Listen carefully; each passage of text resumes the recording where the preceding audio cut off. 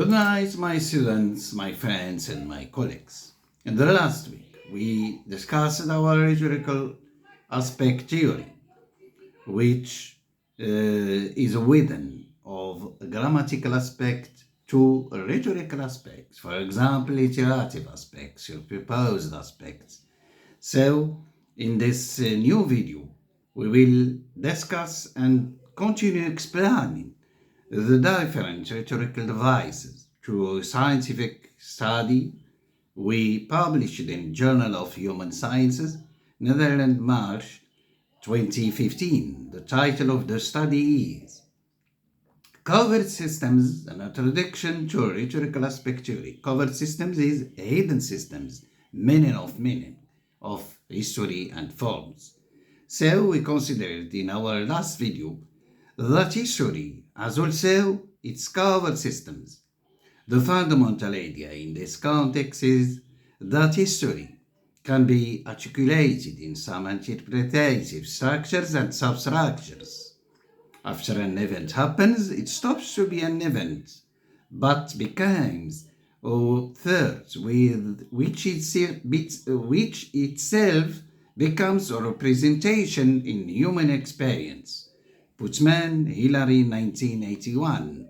Thus, history turns out to be an image in a possible world, Antica, 1984.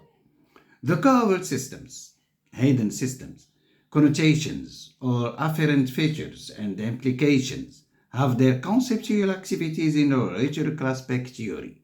So, I established the rhetorical aspect model in an addressing mode, which is divided into three kinds of mapping up the interaction between linguistic, cognitive, and rhetorical structures. Thus, three kinds of the rhetorical mode are A. Indirect addressing. This kind of addressing mode represents the cognitive background for rhetorical intensity. Hence, this mode includes the accumulated cultural categories as human interaction with the world.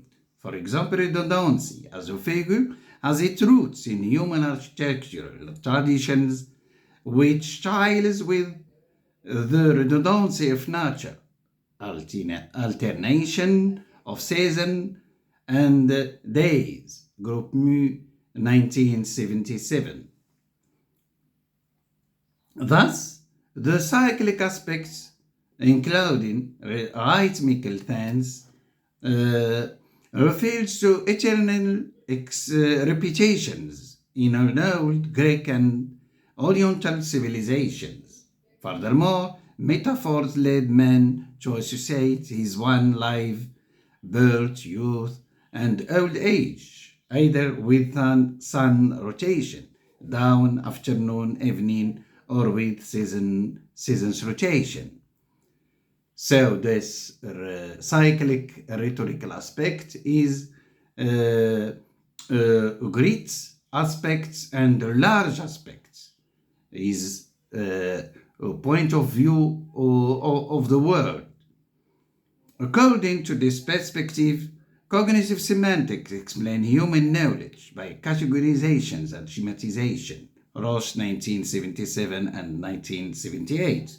B. The second addressing is relative addressing. Relative addressing forms the linguistic basis of rhetorical intensity. We can, in a wider sense, envisage rhetorical aspects as an interpretative projection of grammatical aspects by the basis mathematical reference. The appropriate case in this context is figure called hyperbate. Hence, mathematical order is the nucleus of both linguistic and rhetorical order.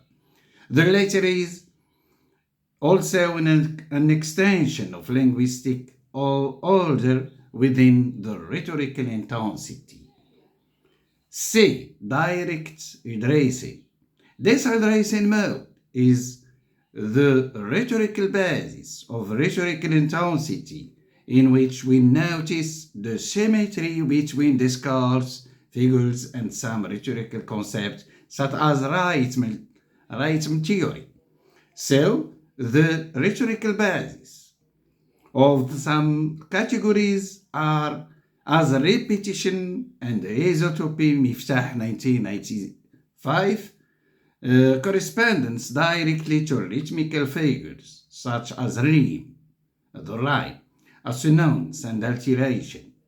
Hence, this intensity is not a distinctive feature of poetry, but it's a cognitive process that we live by, and and it marks all kinds of discourse according to the procedural intentionality. The famous expression, the officer's dog is barking, Grimace 1966, uh, will have its cover systems, hidden systems only if 3 is the rhetorical intensity of the text procedure in the context of enunciation. Furthermore, the rhetorical intensity is a result of multiple interactions between 3 kinds of addressing mode which have been mentioned previously. Thus, the rhetorical intensity produces the rhetorical aspects in which we can interpret the rhetorical tenses such as cyclic, elastic, and chaotic tense.